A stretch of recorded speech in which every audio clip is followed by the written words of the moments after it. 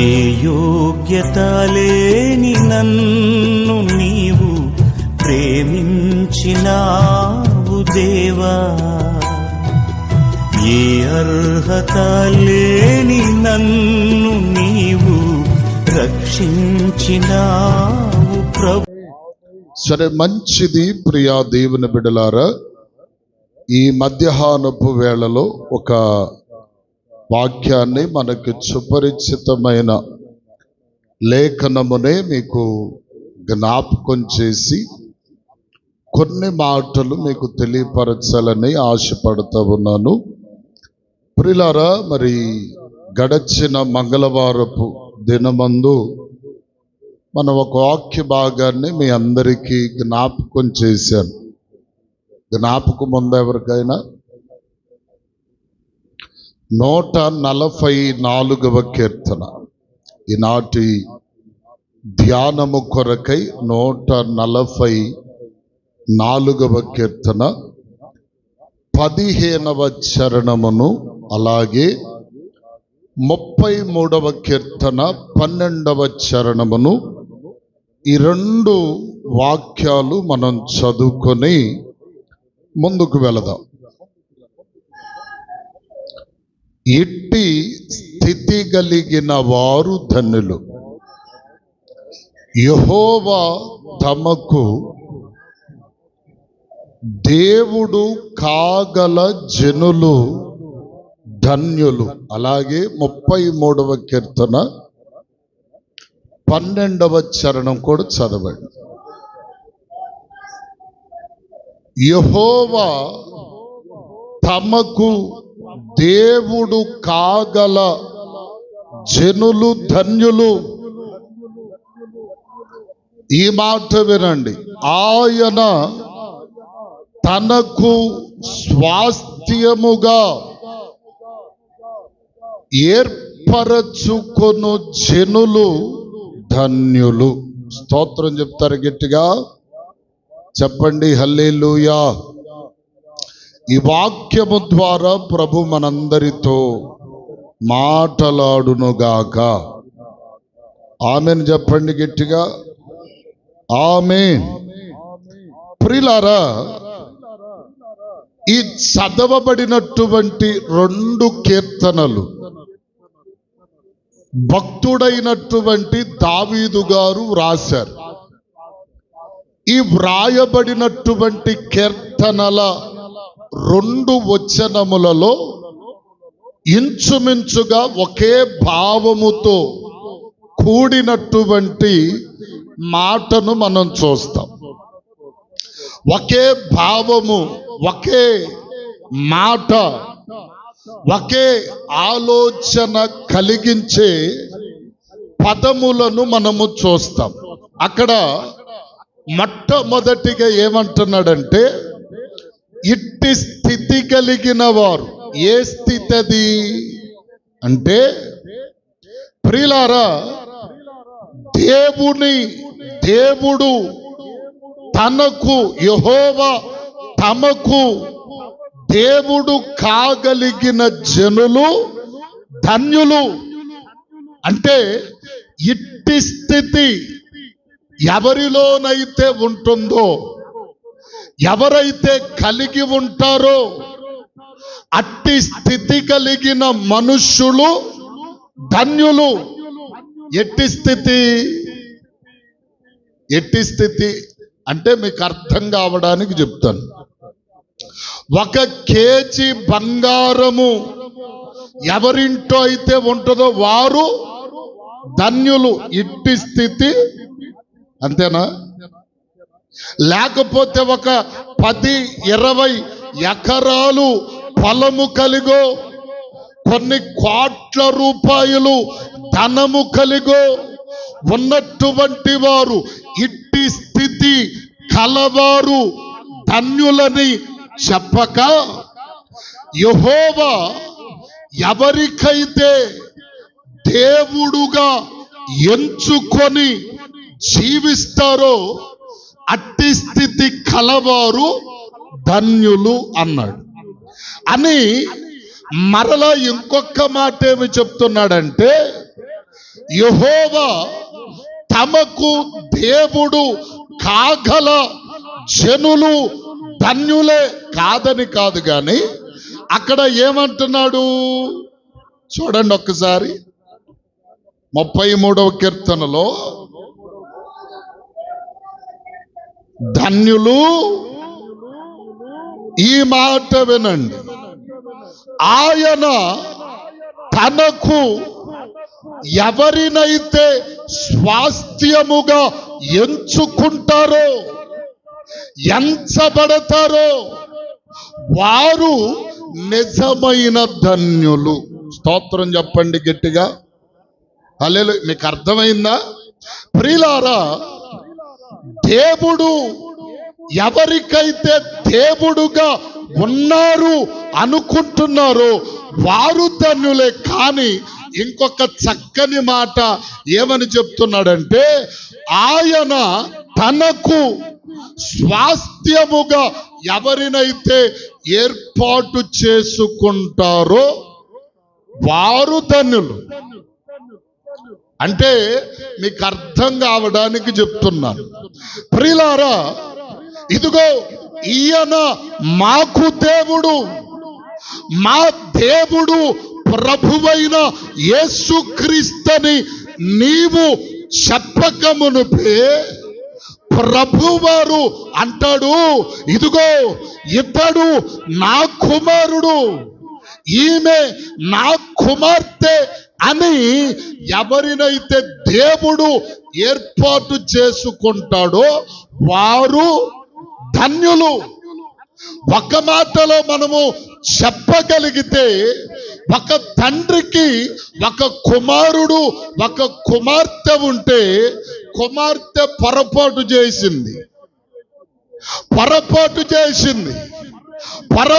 చేసి తండ్రికి అవమానము తెచ్చింది. అవమానము తెచ్చినప్పుడు తండ్రి ఏమని చెప్పుకుంటాడు?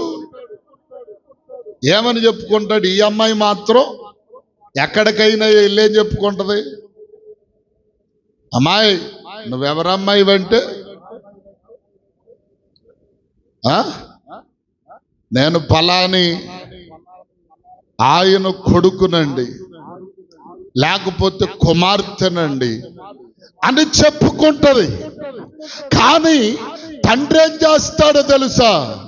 చెప్పుకోవటానికి కూడా అవమానపరచబడి సిగ్గుపడిపోయి, ఇదిగో నా కుమారునిగా నా కుమార్తెగా నా మనస్సులో చచ్చిపోయావు అనేటువంటి పదాన్ని పలుకుతూ ఉంటారు. అయితే అలాగునని ఇప్పుడు దేవుని వాక్యం అంటుంది, నా దేవుడు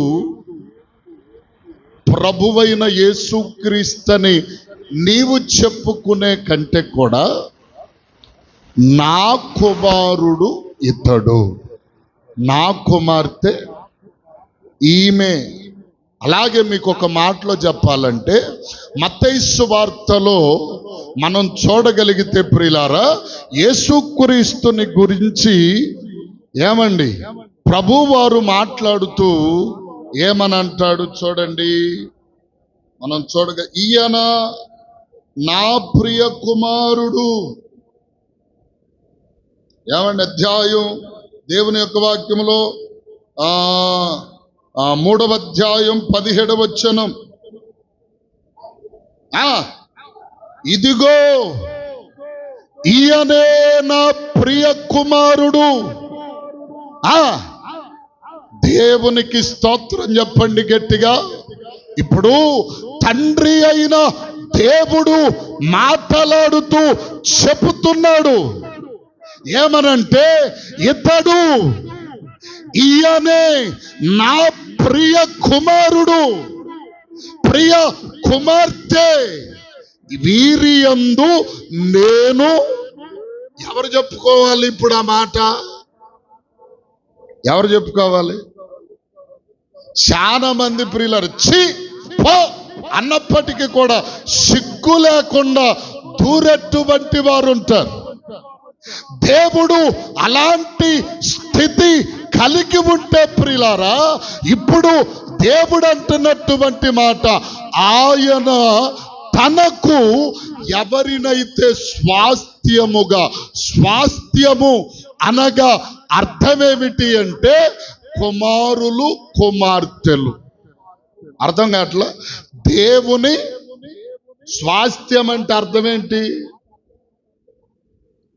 స్వాస్థ్యము, దేవునికి స్వాస్థ్యము అంటే మనము దేవుని పిల్లలమని దేవుడే చెప్పుకోగలగాలి.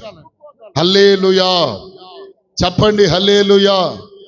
ఏమని చెప్పుకోవాలా? దేవుడే ఏమని చెప్పుకోవాలా? ఇదిగో ఈమె నా కుమార్తె, ఇతడు నా కుమారుడు. ఒక విధముగా చూస్తే దావీదును గురించి దేవుడు మాట్లాడుతున్నాడు. దావీదు నాకు ఇష్టుడు, నాకు ప్రియుడు, నా ఇష్టములు అన్నిటినీ నెరవేర్చువాడు అని చెప్పి దావీదును గురించి దేవుడు మాట్లాడినట్లుగా, అంతేకాదు మోషేనంటాడు, నా ఇల్లంతటిలో మోషే నమ్మకస్తుడు అని పలికినట్లుగా దేవుడు మనలను ఎలాగూ పిలుచుకోవాలంటే, ఈమె చెప్పండి నా ప్రియ కుమార్తె, ఇతడు నా ప్రియ కుమారుడు అని పిలిపించుకున్న మనుష్యుడు ఎక్కువైనటువంటి ధన్యుడు. దేవునికి స్తోత్రం చెప్పండి గట్టిగా. ఏమండి, మనం యెహోవా మన ఇంటికి దేవుడైతే, యెహోవా మన జీవితానికి మన యొక్క ఏమండి దేవుడు కాగలిగితే వారు ధన్యులు. వాస్తవానికి చెప్తాను, కొన్ని నూతనమైన గృహాలు కట్టించుకొని వారు వాటి మీద పేర్లు రాస్తారు. ఏమని పేర్లు రాస్తారు? ఇది యెహోవా నిలయం, ఇది యేసు ప్రభు వారి నిలయం. ఏమండి, చాలా చోట్ల చూశాను నేను, చాలా చోట్ల చూశాను. పైన ఈ ఇంటికి దేవుడే అధికారి. ఏమండి, ఇంటికి దేవుడు అధికారి. దేవునికి స్తోత్రం. మనకెవరు అధికారి? అది లేదు. గమనించండి ప్రియుల, నేను అంటాను, ఈరోజు ఒక ప్రాముఖ్యమైన విషయాన్ని మనం నేర్చుకొనగలిగితే, మనము మన దేవుడు, నా ప్రభువు, నా దేవుడు ఫలాని వ్యక్తి అని చెప్పుకునే దానికంటే మన ప్రభువే ఈమె ఇతడు నా ప్రియ పిల్లలు అని చెప్పుకొనగలిగితే అది ఎంతగానో ధన్యము. స్తోత్రం చెప్తారు గట్టిగా చెప్పండి, హల్లెలూయా.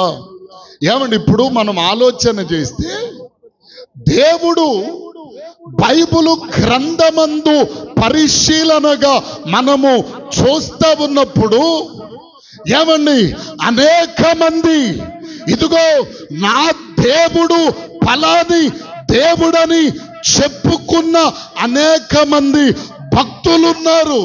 కానీ ఆ భక్తులలో కొందరిని గురించే దేవుడు మాట్లాడేమని చెప్తున్నాడంటే, ఇదిగో వీరు నా స్వాస్థ్యము, నా పిల్లలు అని చెప్పి పలికిన సందర్భాలు చాలా అరుదుగా మనకు కనిపిస్తాయి.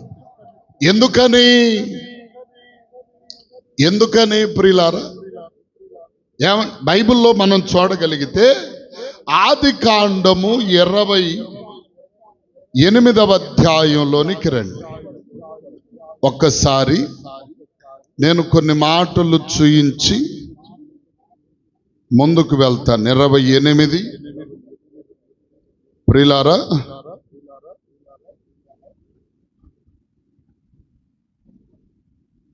ఇరవై 28వ అధ్యాయం దయచేసి 13వ చరణం చదవండి. దానికి పైగా నిలిచి నేను నీ తండ్రి అయిన అబ్రహాము దేవుడను ఆ ఆ ఆ దేవునికి స్తోత్రం చెప్పండి గట్టిగా. అదే విధముగా నిర్గమకాండము 3వ అధ్యాయం 6వ వచనం కూడా చదవండి. మరియు ఆయన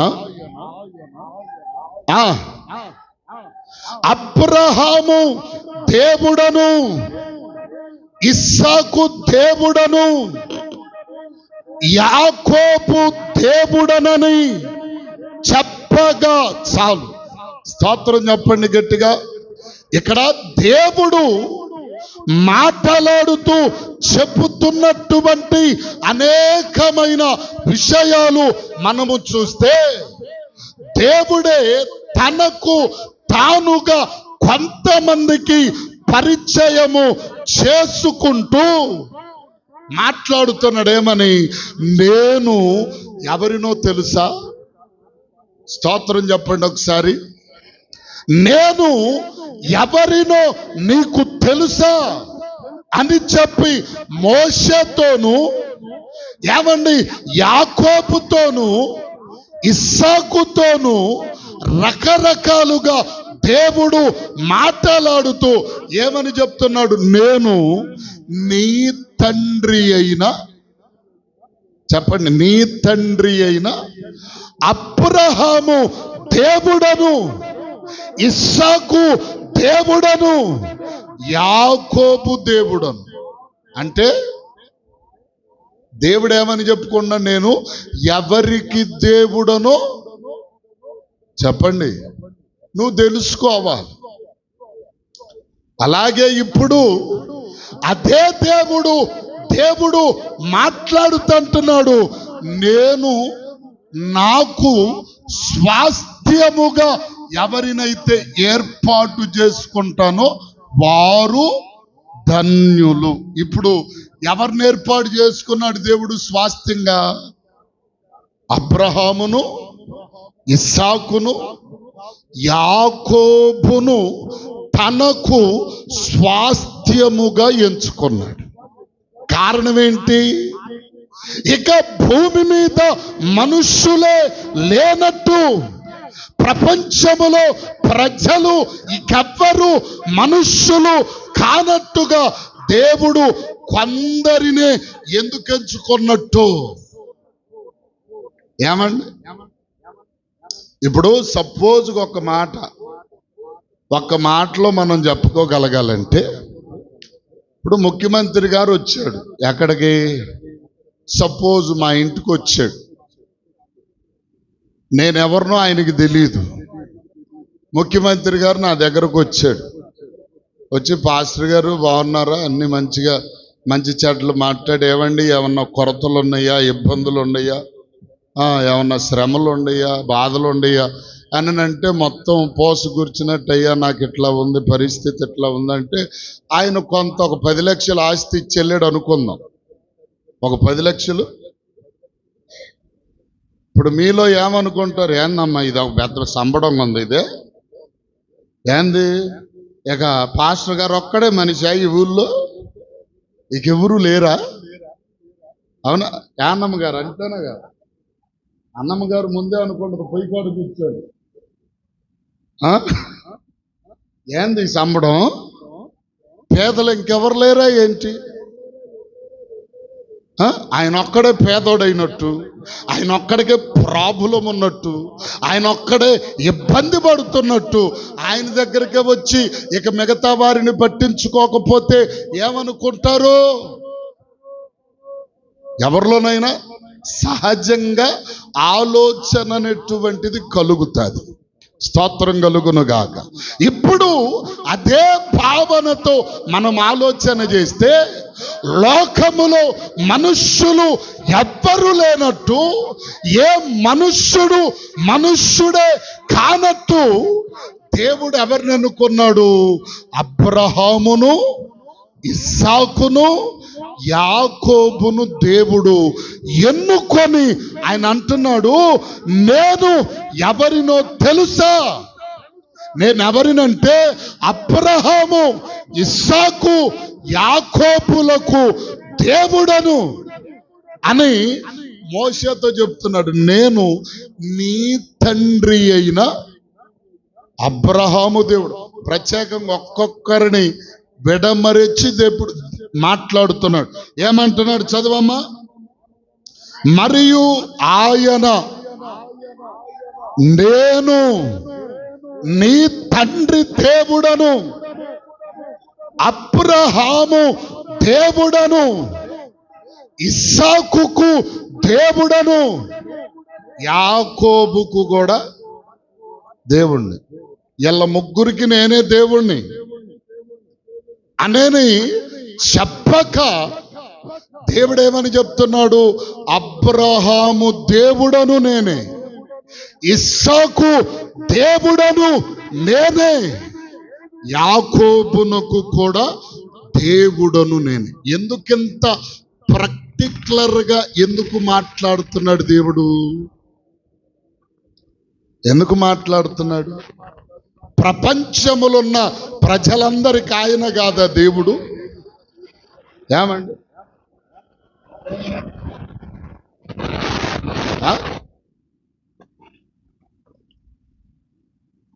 దేవుడు ఆయన కాదా? సర్వ మానవాళిని సృజించినవాడు ఆయనే.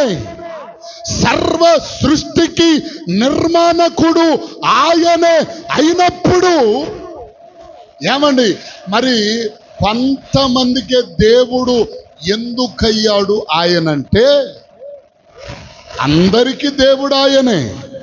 కానీ ఇక్కడ ఒక ట్విస్ట్ ఉంది.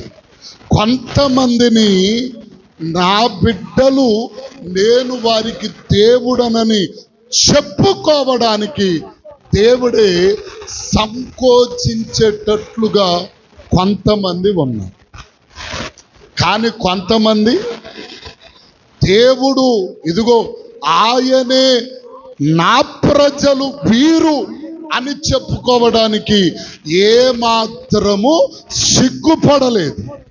కారణం ఏంటంటే వారిలో ఉన్న నడిపింపు అలాంటిది. స్తోత్రం చెప్పండి గట్టిగా. ఒక చోట మనం చూడగలిగితే ద్వితీయోపదేశ కాండములోనికి రండి.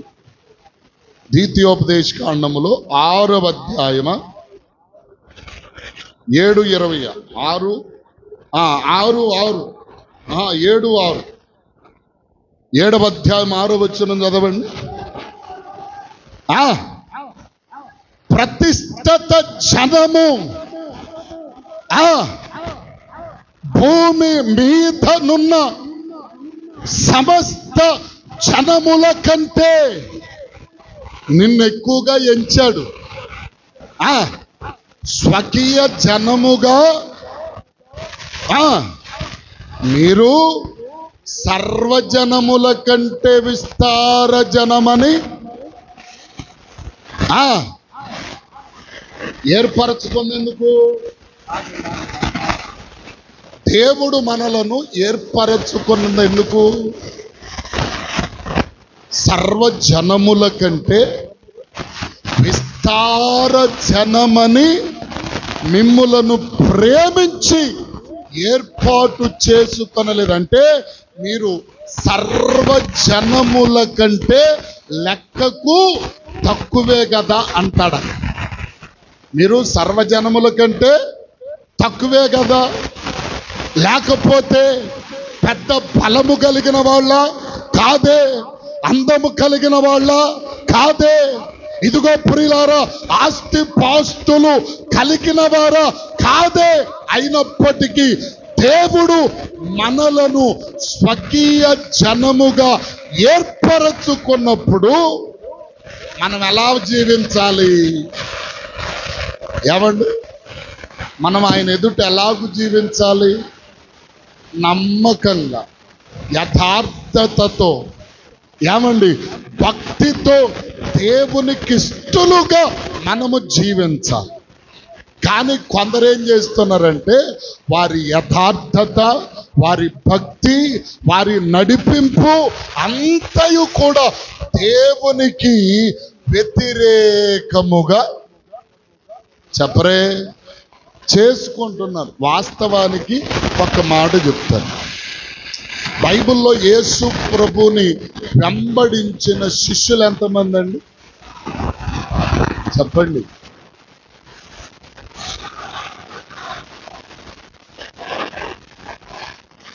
చెప్తుందమ్మా, 12 మంది కదా.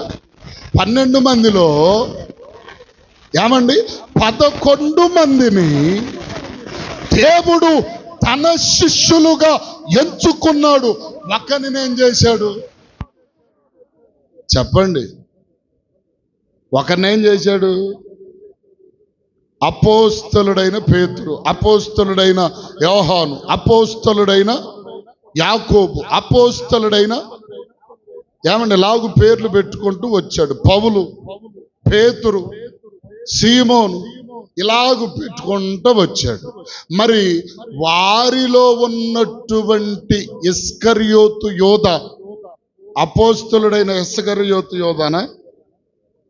అనలేదే, వ్రాయబడలేదే. కారణం ఏంటి? దేవుడే తన బిడ్డగా ఎంచుకొనడానికి, తన సేవకుని ఎంచుకొనటానికి ఇష్టపడలేదు. కారణం ఏంటి? మనస్సు మంచిది కాదు. హల్లెలూయా చెప్పండి, హల్లెలూయా. ఇప్పుడు అలాగుననే దేవుడు అబ్రహామును, ఇస్సాకును, యాకోబును అంటున్నాడు, వారికి నేను దేవుడను, వారు నాకు స్వకీయ జనము, నేను ఏర్పరచుకున్న నా ప్రజలు, నా సొత్తైన నా జనులు అని ప్రత్యేకముగా పలుమార్లు దేవుడు ప్రస్తావిస్తూ వస్తున్నాడు. అలాగే మనం చూడగలిగితే ఇంకో 2 మాటలు చూడండి, వాక్యములో మనము చూడగలిగితే ఏమండి, ఆదికాండం 26, ఆదికాండం 26వ అధ్యాయం మరొక మాట చదవండి, త్వరగా ముందుకెళ్దాం. 26, 24.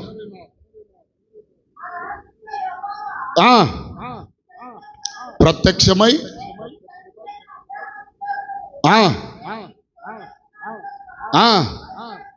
భయపడకుము,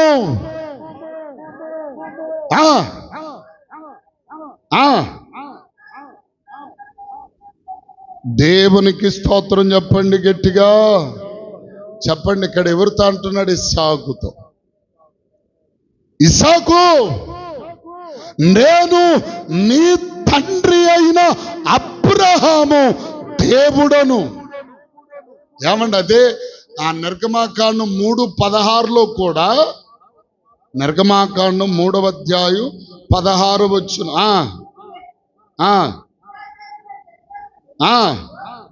పోగు చేసి అనగా అబ్రహాము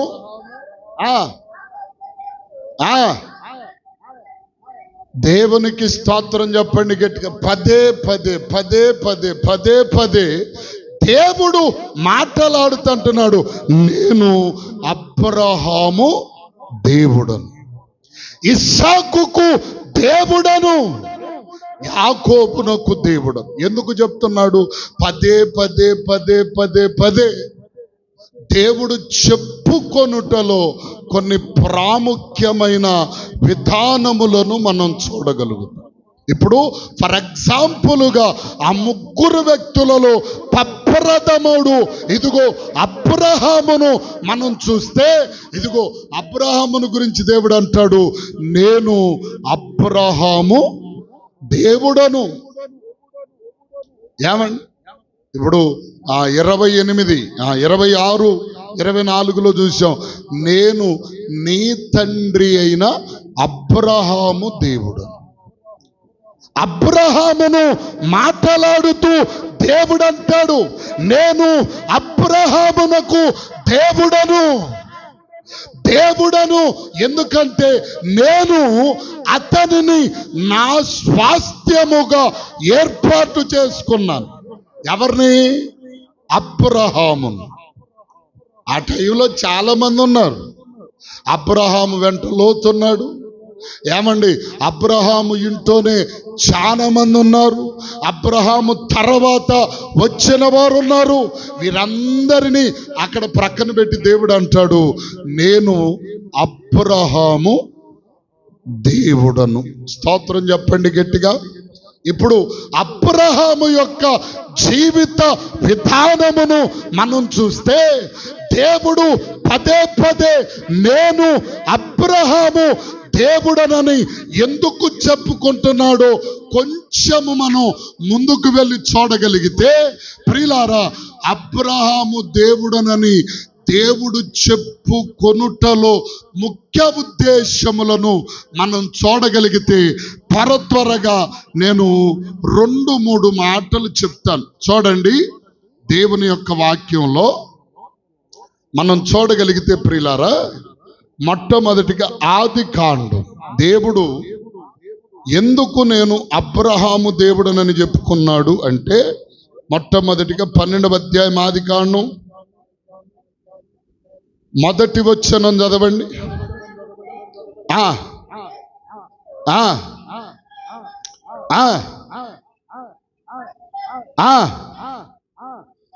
నేను నీకు చూపించు దేశమునకు వెళ్ళుము. దేవునికి స్తోత్రం చెప్పండి గట్టిగా.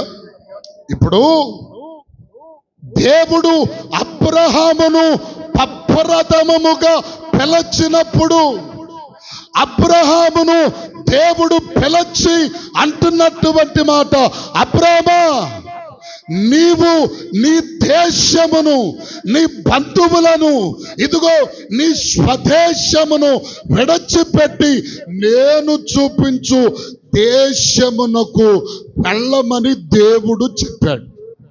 చెప్పగానే అబ్రామ్ ఏం చేయాలా? సపోజు మనమైతే ఏం చేస్తాం? మనమైతే ఏం చేస్తాం? ఏమండి, ఒక మాటలో చెప్తాను. నేను సేవ పిలుపు రాకముందు ఎలా ఉన్నాను అనేది మీకు తెలుసు. టాపీ పని మేస్త్రిగా దరిదాపు 100 మంది పనులు నా దగ్గర ఉన్నారు.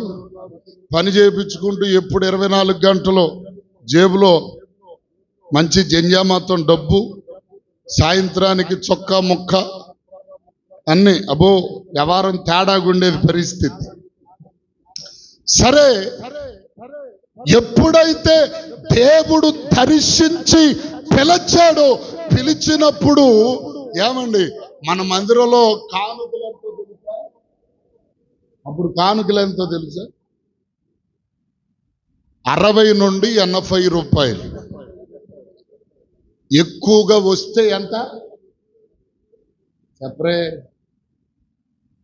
ఇప్పుడు అబ్రాహామును కూడా అట్టాకు పిలిచాడు, అయ్యా నువ్వు రమ్మంటున్నావు, నేను వస్తే అక్కడేంటి, ఎలా బ్రతకాలి, అది ఏ ఊరో నాకు తెలియదు, ఆ ప్రజలు ఎలాంటి వారో నాకు తెలియదు, ఎలా బ్రతకాలో నాకు తెలీదు, మరి నువ్వు రమ్మంటే ఎలా రానని చెప్పి ప్రశ్నించలేదు అబ్రహాం. స్తోత్రం చెప్పండి గట్టిగా. దేవుడు పిలిచిన పిలుపును విన్న వెంటనే అబ్రహాము బయలుదేరి దేవుడు చూపించు దేశానికి వెళుతున్నాడు. అయితే అక్కడే మనం చూడగలిగితే హెబ్రీలకు రాస్తూ చూడండి, హెబ్రీ పత్రికలో మనం చూడగలిగితే పిలుపుని విన్నప్పుడు అబ్రాహాము ఏం చేశాడు చూడండి. హెబ్రీ పత్రిక 11వ అధ్యాయం 8వ వచనం, విశ్వాసమును బట్టి ఆ పిలుపునకు లోబడెను. దేవునికి స్తోత్రం చెప్పండి గట్టిగా. పిలుపును విని అబ్రాహాము ఏం చేశాడంట? పిలుపుకు లోబడ్డాడు. అంటే అబ్రహాములో ఉన్నటువంటి మొదటి లక్షణం ఏంటో తెలుసా? దేవుడు ఇతడు నా కుమారుడు, అబ్రహాము నా కుమారుడు, నా స్వాస్థ్యం, నేను అతనికి దేవుడను అని దేవుడు చెప్పుకునేదానికి మొట్టమొదటి కారణం ఏంటంటే అబ్రహాము దేవుని పిలుపునకు లోబడినవాడు. హల్లెలూయా చెప్పండి, హల్లెలూయా, హల్లెలూయా. ఏమండి, పిలుపును వినగానే లోబడ్డాడట. దేవుని పిలుపును విన్న వెంటనే అబ్రహాము ఏం చేశాడు? లోబడిపోయాడు. లోబడిపోతే ఏమండి, లోబడిన తర్వాత ఎన్ని శ్రమలు, ఎన్ని ఇబ్బందులు, ఎన్ని కష్టాలు, ఎన్ని ఇదిగో ప్రియులారా అనేకమైన ఉపద్రవాలు అతని జీవితంలోనికి వచ్చినప్పటికీ కూడా అబ్రహాము వాటిని బట్టి చెడియలేదు. ఎందుకో తెలుసా? నన్ను పిలిచిన వాడు నమ్మదగిన వాడు అనుకొని ఆ పిలుపుకు లోబడ్డాడు. ఏమండి, అంతేకాదు యాకోబు పత్రికలో కూడా మనం చూస్తే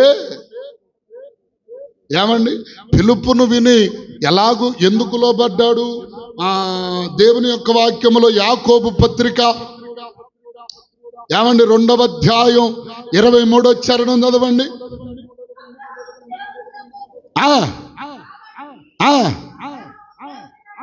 దేవుని నమ్మెను, అది అతనికి నీతిగా ఎంచబడెను.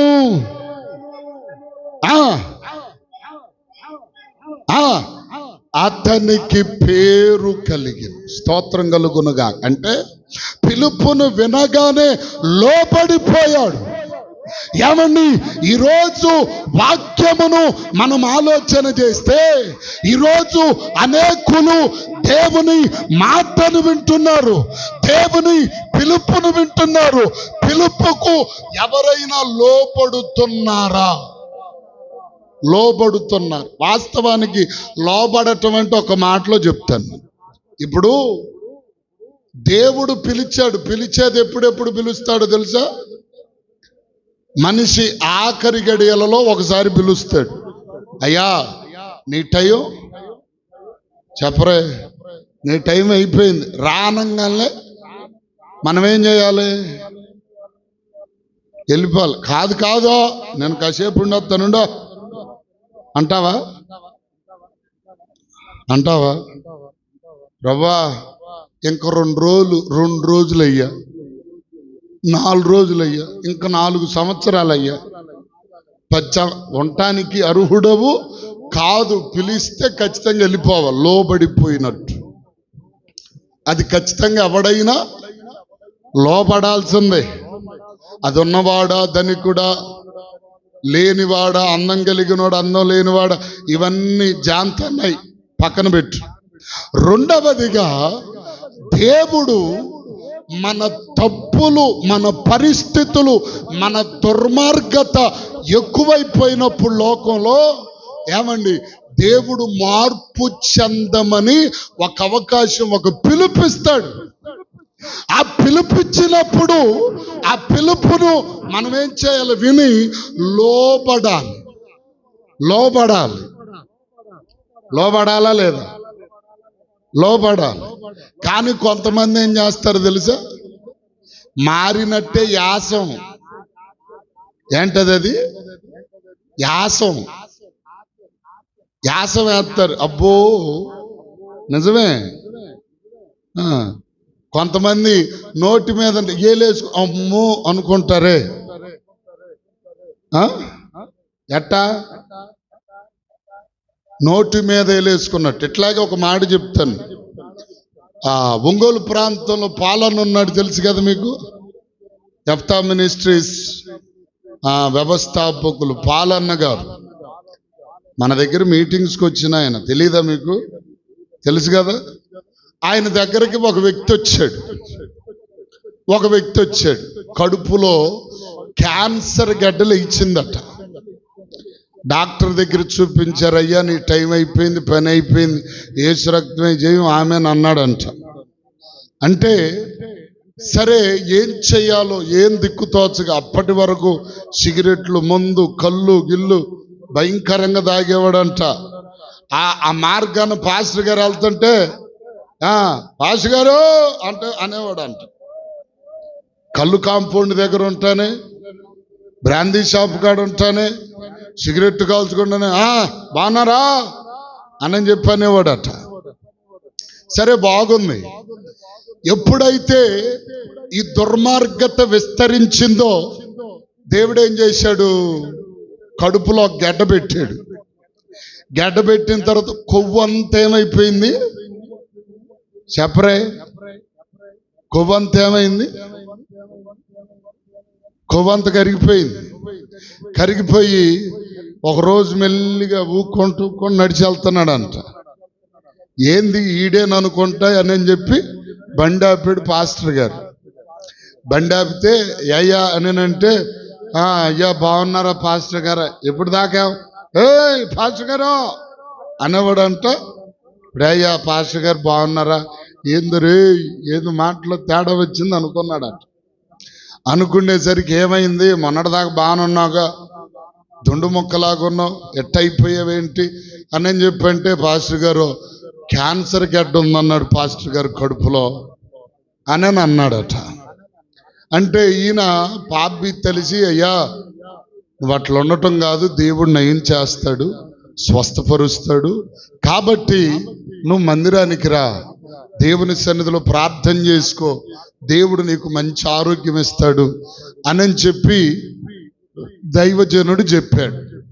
చెప్పినప్పుడు బయలుదేరి ప్రియులారా ఇక మందిరానికి అలవాటయ్యాడు మెల్లిగా. కొవ్వు కరిగింది కదా, కొవ్వు తగ్గింది కదా, కొవ్వు తగ్గిన కాడ నుంచి ఒక మందిరానికి అలవాటు పడ్డాడు. దేవుడు మెల్లమెల్లగా తనకు స్వస్థత ఇచ్చాడు. స్వస్థత ఇచ్చిన ఒక 6 నెలలు తర్వాత మరలా మందిరానికి చెప్పరే మందిరానికి రావట్లేదు. ఇప్పుడు మంచిగా కొంచెం బలం వచ్చింది, మళ్ళా లేగదోడ పిల్లలాగా తయారయ్యాడు మనిషి. ఏమండి, ఇక ఒక 6 నెలలు తర్వాత మందిరానికి మెల్లిగా ఆగేశాడు. ఆగేస్తే ప్రియులారు చూడండి, పాస్టర్ గారు వెళ్ళి అయ్యా ఏంది ప్రార్థనకు రావట్లేదంటే కుదరలేదులే తర్వాత వస్తావులే, ఏంటట పొద్దాక రావాలా ఏంటి అన్నట్టుగా కొంచెం మాట్లాడాడు. తర్వాత 4 రోజులు పోయిన తర్వాత కళ్ళు కాంపౌండ్ లో కనిపించాడంట. ఎక్కడ చెప్పరే? కళ్ళు తాగుతూ కనిపించాడు. కళ్ళు తాగుతూ కనిపించేసరికి ఏమండి వెళ్ళిపోయి సేవకుడు బాగా బాధపడి ఎంత మార్చిన వీడు మారడో అనుకొని ప్రార్థనలో ఉన్నాడు. ఇంకా ఒక 6 నెలలు గడిచేలేకే మరలా రోగం ఏం చేసింది, తిరగేసింది. మరలా రోగం ఏమైంది, తిరగబెట్టింది.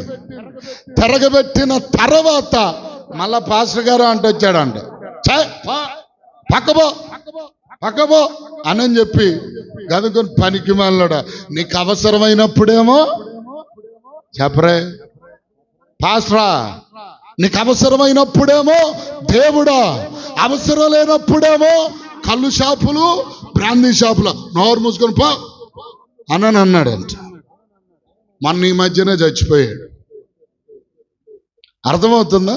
అంటే దేవుడు పిలిచినప్పుడు ఆ పిలుపుకు లోబడితే లోబడిన మనుష్యుడు ధన్యుడు, ధన్యతలోనికి వస్తాడు. ప్రియులారా, పిలుపును విని కూడా నిర్లక్ష్యము చేస్తే ఆ నిర్లక్ష్యం ఏమవుతుందంటే మన పతనామునకు దారి తీస్తుంది. అందుకనే బైబిల్ గ్రంథములో నిర్గమకాండములో 33వ అధ్యాయంలో మనం చూడగలిగితే అక్కడ మాట చూడండి. కొంతమంది ఎలా ఉన్నారు అంటే 33:5 కాగా మోషేతో ఇట్లా నేను ఆ వీరు లోపడనల్లని ప్రజలు ఆ ఆ మిమ్మలను నిర్మూలము చేస్తాను. దేవునికి స్తోత్రం చెప్పండి గట్టిగా. దేవుడు ఎన్ని మారులు ఇశ్రాయేలీయులతో మాట్లాడినా సరే వారిలో లోబడే తత్వమే చెప్పరే. ఏమండి లోబడటం అంటే ఏంటి? లోబడకపోవటం అంటే ఏంటి? ఇప్పుడు కొంతమంది పెద్దోళ్ళు వచ్చి మాట్లాడుతున్నారు అనుకో, అయ్యా అన్నప్పుడు అయ్యా చెప్పండి అండి పెద్దోళ్ళు అనుకో, కొంచెం గౌరవించి ఏంటంట చెప్పు ఏంటి. ఆడోళ్ళు కూడా ఇప్పుడు అట్టాగే తయారయ్యారు. ఏమండి ఎవరన్నా పెద్దలు వచ్చి మాట్లాడుతున్నాయి ఏంటండి చెప్పండి అని పద్ధతిగా మాట్లాడేవాళ్ళు లేరు. కారణం ఏంటో తెలుసు, ఆఖరికి ఈరోజు భర్తకు భార్యనే లోపడటల్లా. కూర్చోరాడా నిజం. దేవునికి స్తోత్రం కలుగునుగా. వీరు లోపడని వల్లని ప్రజలు. ఒక్క నిమిషం సమయం ఇస్తే మోషే వీరిని నిర్మూలము చేసేస్తా. కానీ దేవుడు ఎన్ని మారులు చెప్పినా, ఎన్ని మాటలు పలికినా ఇశ్రాయేలీయులలో లోబడే తత్వమే కనబడలేదు. అందుకనే దేవుడు ఏం చేశాడు తెలుసా? భూమి నిర్విడిచి ఏమండి అనేకులను మృంగివేసిందట. స్తోత్రం చెప్పండి గట్టిగా. లోబడాలి. ఏమండి దేవుని పిలుపును విన్నప్పుడు, దేవుని గద్దింపును విన్నప్పుడు మనం ఏం చేయాలి? లోబడాలి. దావీదు దగ్గరకు దేవుని గద్దింపు వెళ్ళింది. దావీదు రాజు లోబడ్డాడా లేదా? ఏమండి దావీదు తప్పు చేశాడు. తప్పును చేసి సమర్థించుకొని నిలుచున్నాడు. ఇదిగో ప్రియులారా, దేవుడు దైవజనుని పంపాడు. ఇదిగో దైవజనుడు మాట్లాడితే వెంటనే దావీదు చేసిన పని ఏంటో తెలుసా? అయ్యా నేను పాపం చేశాను, నన్ను క్షమించు అని చెప్పి లోబడిపోయాడు. ఈరోజు లోబడే విశ్వాసులు ఉన్నారా? లోబడే విశ్వాసులు ఉన్నారా? నాకేందో ఒక డౌట్.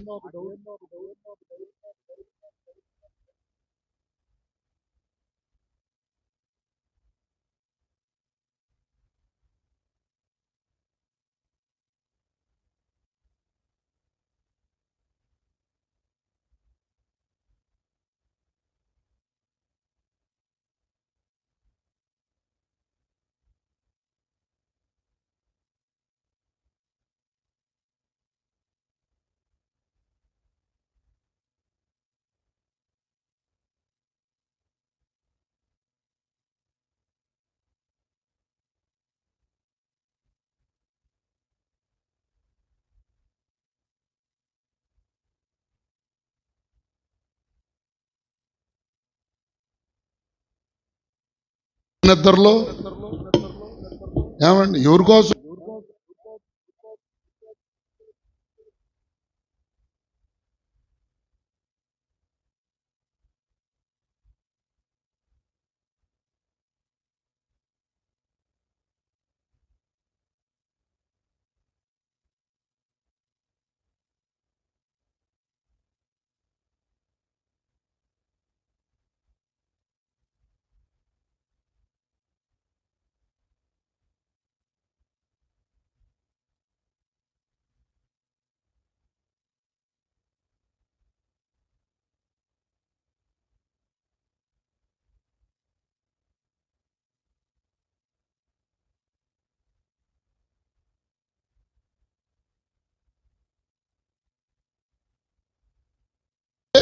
దేవుని కాడకు వచ్చేవారు ఎందుకొరకు వస్తారయ్యా అంటే దేవుని ఆశీర్వాదములు పొందుకొనటం కొరకు. అర్థం కాదు, పాస్టర్ గారి మీద కోప్పడటం కొరకు కాదు. హల్లెలూయా. గమనించండి, లోబడి దావీదు లోబడి దేవుని సన్నిధిని ఉన్నాడు గనుక దేవుడు అతన్ని ఏం చేశాడు తెలుసా? దావీదా, నీ తరతరముల వరకు ఈ సింహాసనమును నీ సంతతికిస్తున్నానన్నాడు. స్తోత్రం చెప్పండి గట్టిగా. లోబడుతున్నావా? దేవుడు ఏ రూపములో నీతో మాట్లాడినా నీవేం చేయాలి? లోబడాలి. అది దైవజనుడు మాట్లాడా, దేవుడే మాట్లాడా? ఇదిగో ప్రియులారా, ఎవరి ద్వారానైనా నీతో మాట్లాడా, ఆ మాటకు ఆ పిలుపునకు నువ్వేం చేయాలి? లోబడిపోవాలి. ఒకరోజు దైవజనుడైన ఇర్మియా దగ్గరకు వెళ్ళాడు దేవుడు. వెళ్ళి, ఇర్మియా, నేను నిన్ను నా ప్రజల మీద ప్రవక్తగా చేస్తున్నానన్నాడు. అంటే ప్రభువా, నేను బాలుణ్ణి కదయ్యా, నేను పసిపిల్లోడిని కదా, నేను మాట్లాడితే ఎవరు వినరు కదా అని చెప్పంటే దేవుడు ఆ ఇర్మియాతో అంటున్నాడు, నీ వల్ల అనొద్దు, నీవు బాలుడవని అనొద్దు, నీ నోట నా మాట నుంచాను. స్తోత్రం చెప్పండి గట్టిగా. నువ్వేది మాట్లాడతావది నిశ్చయముగా జరిగిస్తున్నాడు అని చెప్పి మాట్లాడతాడు ప్రభు. అందుకనే దేవుడు ఏ రూపంలో మాట్లాడినా ఆ మాటను మనం ఏం చేయాలి? విని లోబడాలి. ఇప్పుడు అబ్రహాం ఏం చేశాడు? లోబడిన వ్యక్తి అబ్రహాం. స్తోత్రం కలుగును గాక. హల్లెలూయా. లోబడాలి. ఇప్పుడు మనం ఏం చెయ్యాలి? లోబడని వాడిని చెప్పరే. ఇప్పుడు మనకు పిల్లలు ఉంటారు కదా, మనకు పిల్లలు ఉంటారు, చెప్పింది చేసేవాళ్ళు. బాగా ఎక్కువ ఎవరిని ఇష్టపడతాం?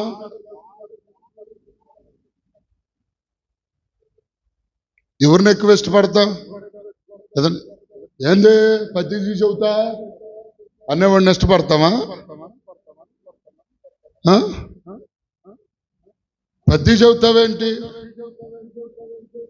ఇప్పుడు అట్టంటోడికి బొమ్మ పెట్టేటప్పుడు, రే పెట్టిందంతో తిని లేకు మళ్ళీ అడగబాగా అనాలి. దేవునికి స్తోత్రం కలుగును గాక. చెప్పింది వినేవాడిని, లోబడేవాడిని ఒక మాట గద్దించిన లోబడేవారిని ఏం చేస్తాం? ఏమండి? అందుకని దేవుడు అంటాడు, నా గద్దింపు నీకు అసహ్యము కదా. కొంతమందికి గద్దింపు ఇష్టపడరు. దేవుడు నిన్ను ప్రేమించి గద్దించినప్పుడు ఏం చేస్తారు? సామెతల గ్రంథంలో అంటాడు కదా, సామెతలు కీర్తన పుస్తకంలో కూడా ఆ మాట పలుకుతాడు దేవుడు. ఏమండి? కీర్తన పుస్తకంలో చదవండి ఒకసారి. కీర్తన పుస్తకం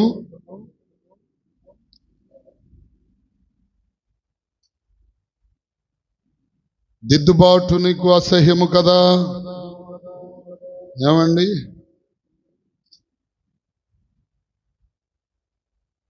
ఎన్నో వచ్చినమ్మా?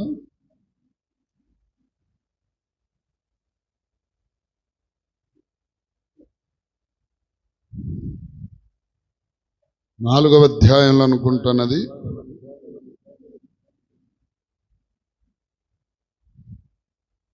సరే, సామెతల పుస్తకంలోనికి రండి. సామెతల పుస్తకంలో ఏమండి? కుమారుడా, 3వ అధ్యాయం 11వ వచనం, నా కుమారుడు యెహోవా శిక్షను తృణీకరింపవద్దు, ఆయన గద్దింపునకు విసుకవద్దు. తండ్రి తనకిష్టుడైన కుమారుని గద్దిస్తాడట. దేవుడు ప్రేమించే మనలను గద్దించినప్పుడు, శిక్షించినప్పుడు దానికి మనం ఏం చేయాలి? లోబడాలి. లోపడని వానిని దేవుడు అంటాడు, ఇతడు నా సొత్తు కాదు, వీరు నా ప్రజలు కాదు.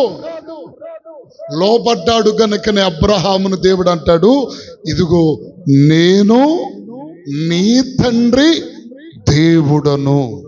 హల్లెలూయా, హల్లెలూయా. ఈరోజు లోబడేటువంటి స్థితి దేవుడు మనందరికి అనుగ్రహించునుగాక. చెప్పండి ఆమేన్. రెండవదిగా నేను త్వరగా 3 మాటలన్నా చెప్తాను, చాలా విషయాలు ఉన్నాయి, ఇంకో 2 మాటలు చెప్తాను. త్వరగా మనం చూడగలిగితే, రెండవదిగా అబ్రహాములున్న లిస్ట్, అబ్రహాములున్నటువంటి విధానం ఏంటంటే, మొట్టమొదటిగా దేవుని మాటకు లోబడ్డాడు. రెండవదిగా మనం చూస్తే ఆదికాండం 22వ అధ్యాయం 22 ప్రియులారా 12వ వచనం.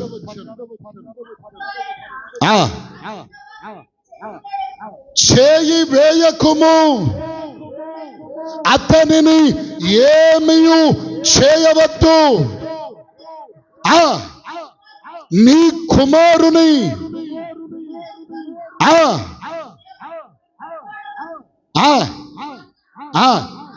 నాకు కనబడుచున్నదనెను. స్తోత్రం చెప్పండి గట్టిగా. అబ్రాహాములున్న మొదటి లక్షణం దేవుని మాటకు లోబడ్డాడు. రెండవదిగా ఉన్న లక్షణం ఏంటో తెలుసా? అబ్రాహాములున్న రెండవ లక్షణం దేవునికి భయపడేవాడు. దేవుడు అంటే ప్రియులారా భయముతో ప్రతి కార్యమును చేసేవాడు. దేవుడంటే చెప్పరే, అబ్రహాముకి ఏంటంట? దేవుడంటే భయం. అంటే ఇదిగో ఇందువలన దేవునికి భయపడువాడవని నేను ఎరుగుతున్నాను. అంటే అబ్రాహాములున్న రెండవ లక్షణం ఏంటో చెప్పనా? దేవునికి భయపడే మంచి లక్షణమును కలిగినవాడు అబ్రహాము. అందుకనే అబ్రహాము దేవుడనని చెప్పుటకు దేవుడే మాత్రము సంకోచించలేదు. ఈరోజు ఎంతమందిలో ఉంది దేవుని భయం? ఏమండి, సేవకులు గాని, సంఘ పెద్దలు గాని, విశ్వాసులు గాని, ఏమండి ఆఖరికి సండే స్కూల్ పిల్లలతో సహా ఎవరికన్నా ఉందంటారా భయం ఉందంటారా? చెప్పరే. ఇప్పుడు ఒక తప్పు చేస్తే దేవుడు శిక్షిస్తాడు అనే భయము లేదు. ఒక తప్పు మాట మాట్లాడితే ఆ మాట మన జీవితములో నేరారోపణ చేస్తుంది అన్నటువంటి భయం లేదు. ఏమండి, ఒకరోజు ఏమండి ఆది దంపతులైన అవ్వాదాముకి 2 బిడ్డలు పుట్టారు. ఇద్దరిలో పెద్దోడు కయ్యోను, చిన్నవాడు ఏబేలు. ఏబేలును కయ్యూను ఏం చేశాడంటే ఒకరోజు కోపం వచ్చి చంపాడు. ఇప్పుడు దేవుడు వచ్చి అడుగుతున్నాడు, కయ్యూనా నీ తమ్ముడు ఎక్కడా? యా నన్ను ఏమన్నా కాపలా పెట్టావా అంటే భయం ఉందా? చెప్పరే. భయం లేదు. ఈరోజు వెచ్చలవిడిగా విశ్వాసులు నోటికే మాట వస్తే ఆ మాట ఏయ్ కోసేత్తా, ఎండేసేత్తా. ఏమండి, ఎన్ని మాటలు పడితే అన్ని మాటలు మాట్లాడేవాళ్ళు. దేవుని భయం ఉందా? ఉందా? నోటికి ఎంత మాట పడితే అంత మాట. అన్నం తినో నోటితో గడ్డి తినేటువంటి మాటలు. కారణం చెప్పరే, దేవుని భయము లేదు. ఎక్కడికి వెళితే అక్కడ చేతికేది దొరికితే అది దొంగతనాలు చేసుకొచ్చే వాళ్ళు ఉన్నారు. ఏమి లేదు చెప్పరే. దేవుని భయము లేదు. ఏమండి, దేవుని యొక్క వాక్యంలో మత్తయి సువార్తలు అంటాడు, నీ నోటి మాటను బట్టి నీకు తీర్పుంది ఒక రోజు, నీ క్రియలను బట్టి నీకు తీర్పుంది, నీ చూపును బట్టి నీకు తీర్పుంది, నీ నడవడిని బట్టి నీకు తీర్పుంది. కాబట్టే నీవేం కలిగి ఉండాలి? దేవుని భయము కలిగి ఉండాలి.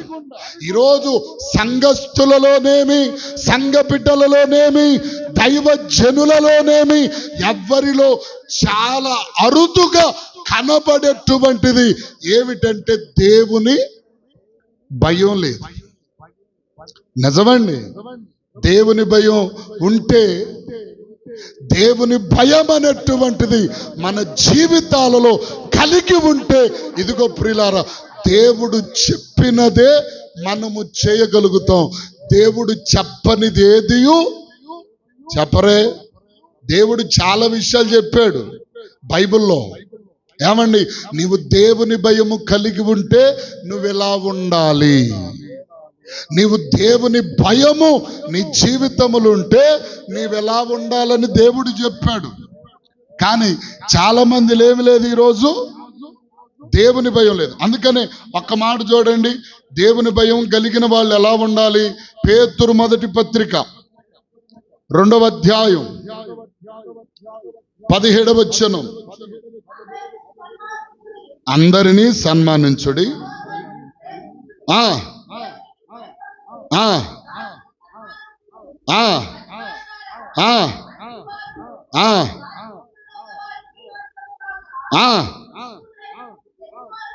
ఆ దేవునికి స్తోత్రం చెప్పండి గట్టిగా. దేవునికి భయపడేవాడు చేసే పని ఏమిటంటే, ఇక్కడ ఏమంటున్నాడు? అందరినీ సన్మానిస్తాడట. సన్మానించటం అంటే గౌరవిస్తాడు. సన్మానించటం అంటే గౌరవం. ఎదురెవరన్నా వచ్చినప్పుడు ప్రైజ్లాడమ్మా, వందనాలయ్యా, వందనాలమ్మా, ఇది గౌరవించటం. ఒకరినొకరు చెప్పరే, గౌరవించుకోవాలి. ఏంది వీళ్ళకి చెప్పేదేంది, ఏమొక చెప్పేదేంది? దేవునికి భయపడే తత్వం లేదు. రెండవదేంటి?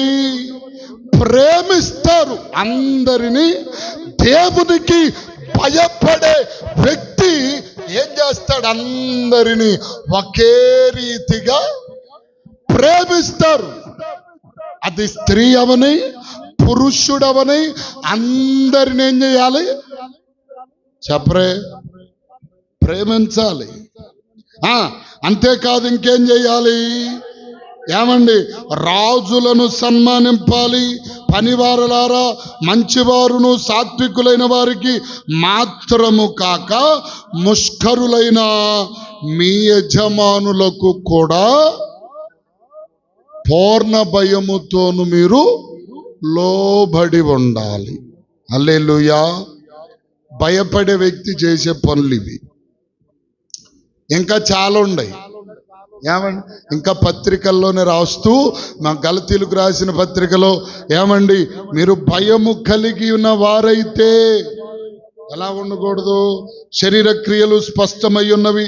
అవేవనగా జారత్వము, అపవిత్రత, కామకత్వము. ఏమండి, 19వ వచనం, 5:19, మీరు శరీర కార్యములు స్పష్టమై ఉన్నవి. అవేవనగా జారత్వము, అపవిత్రత, కామకత్వము, విగ్రహారాధన, విచారము, ద్వేషము, కలహము, మత్సరము, క్రోధము, కక్షలు, భేదములు, విమితములు, అసూయలు, మత్తతులు, అల్లరితో కూడిన ఆటపాటలు. హల్లెలూయా. అంటే భయపడే మనుషుడు ఏం చేస్తాడు? మన ఈ మధ్యకాలంలో ఒక పాస్టర్ గారికి చిరంజీవి సినిమా అంటే భలే ఇష్టం అంట. చిరంజీవి చెప్పరే, చిరంజీవి సినిమా అంటే భలే ఇష్టం అంట. సరే, ఎట్టా వెళ్ళాలి అనుకొని మూతికి మాస్క్ పెట్టుకున్నాడంట, తలకి గుడ్డ ఒకటి కట్టాడంట, ఎలిమెంట్ ఒకటి పెట్టుకున్నాడంట, సినిమా హాల్లోకి వెళ్ళాడంట. సినిమా హాల్లోకి లైట్లన్నీ ఆర్పేసిన తర్వాత వెళ్ళాడంట. మంచి డ్యాన్సో ఫైటో చేస్తున్నాడంట ఆయన. ఏమండి, అలవాట్లో పొరపాటు గల్లేలుయా అన్నాడంట. పక్కన రే మన పాస్టర్ గారు గొంతులాగా ఉందని వచ్చి ఎలిమెంట్ తీన ఆ ఊరోళ్ళు ఉంటారు కదా. సపోజు మన ఊర్లో కుర్రోళ్ళు ఉన్నారు అనుకుందాం. నాకే ఎవరన్నా సినిమా హీరో అంటే పిచ్చి అనుకోండి. వెళ్ళిన వాళ్ళు కూడా అదే టైంకి వాళ్ళు వచ్చారు. నాకు ఉద్రేక మాపగలగా లేదు అన్న, రే ఏంద్రా మన పాస్టర్ గారు గొంతులాగా ఉందనుకొని వచ్చి చూస్తే ఎవరు అల్లరితో కూడిన అక్కడ డ్యాన్సులు వస్తున్నారే అమ్మాయి రండి అమ్మాయి అనుకుని వెళ్తారు. చూసారా? అర్థమవుతుందా? అల్లరితో కూడిన ఆట పాటలు మొదలైన వాటిలో పాలు పొందువాడు భయము లేనివాడు. చాలా ఉన్నాయి ఇక్కడ. ఇంకా మన వస్త్రధారణ సరిగ్గా లేకపోవటం కూడా దేవుని భయము లేనట్టే. ఇంకా చాలా ఉంది. కనుక ఇదిగో దేవుని భయము కలిగిన వాడు అబ్రహాం. అందుకనే తన కుమారునైనా దేవునికి ఇచ్చేశాడు. దేవునికి ఇవ్వడానికి వెనుకాడలేదు. దేవా ఇదిగో నీకు ఇచ్చేస్తున్నా అని చెప్పి ఇచ్చేశాడు. నువ్వేమేస్తా దేవుని భయం కలిగి? దేవుని భయం కలిగి ఇస్తావా? ఇవ్వగలుగుతామా? ఏమండి, ఆదివారం 2 గంటలు ఇవ్వలేము దేవునికి స్తోత్రం. దేవుని భయం ఏడదే? చేతిలో బైబిల్ ఒకటి పట్టుకొని 11ంటికి ప్రార్థన అయితే 12ంటికి తూగులాడుతా వస్తావు. దేవునికి స్తోత్రం కలుగునుగా. దేవుని భయం ఎక్కడది మనలో? దేవుని భయము నీలో ఉంటే దేవుని కొరకు దేవుడు ప్రతిష్ఠించి ఏర్పాటు చేసి ఇచ్చిన విశ్రాంతి దినమును క్రమము తప్పక పాటించగలుగుతా. భయం ఉంటే దేవునికి స్తోత్రం కలుగునుగాక. చెప్పండి హల్లెలూయా. భయం లేని వానిగా మనం ఉండొద్దు.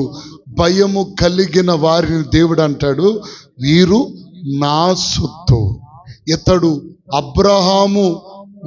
అబ్రహాముకు నేను దేవుడను అని దేవుడు చెప్పుకొనుటలో ఆ వెనకాడని కారణం ఏంటంటే అబ్రహాము దైవ భయము కలిగిన వ్యక్తి. మొట్టమొదటిగా లోబడ్డాడు, రెండవదిగా దేవుని భయము కలిగిన వాడు, మూడవదిగా ప్రార్థనా జీవితం కలిగిన వాడు. ఆ మాట ఒక్కడు చదవండి, ముగించేస్తాను. ఏమండి,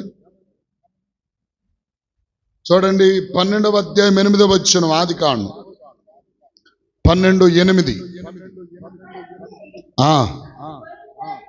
బయలుదేరి బేతేలుకు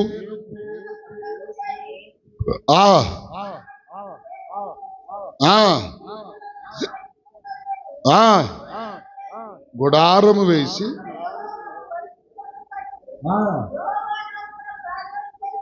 ఏం చేశాడంట? ప్రార్థన చేశాను. ఇప్పుడు అబ్రహాములో ఉన్న 3వ అనుభవం ఏంటి? ప్రార్థనా జీవితం గలవాడు. చాలా పర్యాయాలు అక్కడ మనం చూస్తాం. ప్రార్థన బలిపీఠమును కట్టి ప్రార్థన చేశాను, యెహోవా నామమున ప్రార్థన చేశాను. ఏమండి, పదే పదే అబ్రహాము ప్రార్థన చేసేటువంటి అనుభవము కలిగిన వాడు. ఎక్కడ పడితే అక్కడ, ఏ స్థలములోనికి వెళ్ళినా, ఏ స్థలము నుండి ఇంకొక స్థలానికి వచ్చినా అబ్రహాం ఏం చేసేవాడంటే మొట్టమొదటిగా ప్రార్థన చేసేవాడు. ఏమండి, ఈరోజు ప్రతి విషయమునకు ప్రార్థన చేసే భక్తులు చెప్పరే తక్కువైపోయారు. ప్రార్థన చేయటం అరుదైపోయింది. అందుకని బైబిల్ గ్రంథం సెలవిస్తున్నటువంటి ఆ మాట ఏమిటంటే, దినమునకు ఇంచుమించుగా ముమ్మారు ఖచ్చితంగా ప్రార్థన చెయ్యాలి. ఈరోజు ముమ్మారు ప్రార్థన చేసే వాళ్ళు ఉన్నారా? ముమ్మారు తినేవాళ్ళు ఉన్నారు, అవునా? ముమ్మారు ప్రార్థన చేసేవాళ్ళు తక్కువ. అందుకనే ఇదిగో ప్రియులారా, అబ్రాహాము జీవితంలో నేను ఎక్కువ వివరించట్లేదు, సమయం అయిపోయింది. ఇదిగో అబ్రహాము మూడవదిగా ప్రార్థన అనుభవము కలిగినవాడు. ఈరోజు మన జీవితాలు ఏం కలిగి ఉండాలి? ప్రార్థనా జీవితం. ఈరోజు నేను అంటాను, యెహోవా తనకు స్వాస్థ్యముగా ఏర్పరచుకొను మనుష్యుడు ధన్యుడు. వారు ఎలా ఉంటారంటే, ఒకటి దేవునికి లోబడే వ్యక్తులుగా, రెండవదిగా దేవునికి భయపడే వ్యక్తులుగా, మూడవదికి దేవునికి ఎల్లప్పుడూ ప్రార్థన చేసే వ్యక్తులుగా ఉంటారు. అలాంటి స్థితి మనలో ఉండగలిగితే దేవుడే అంటాడు, ఇదిగో ఈమె నా కుమార్తె, ఇతడు నా కుమారుడు, నేను వారికి దేవుడను అని దేవుడే చెప్పుకుంటాడు. దేవునికి స్తోత్రం కలుగును గాక. అలాగూ చెప్పుకోవాలంటే మనం ఏం చేయాలి? ఒకసారి చెప్పండి. ఒకటి, దేవునికి దేవుని మాటకు లోబడాలి. రెండవది, దేవునికి భయపడాలి.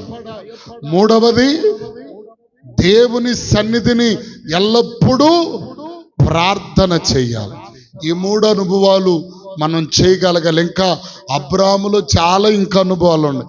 హోరేబు అక్కడ మనం చూడగలిగితే బేతేలునకు వెళ్ళెను. ఏమండి, ఇట్లా చాలా విషయాలు ఉన్నాయి.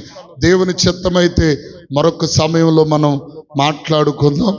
అలాంటి కృప, అభిషేకం అబ్రాహాము జీవితంలో కలిగిన ఆత్మీయమైన లక్షణాలు ప్రభు మనందరి జీవితంలో అనుగ్రహించి తన కృపాభిషేకముతో నింపి నడిపించునుగాక.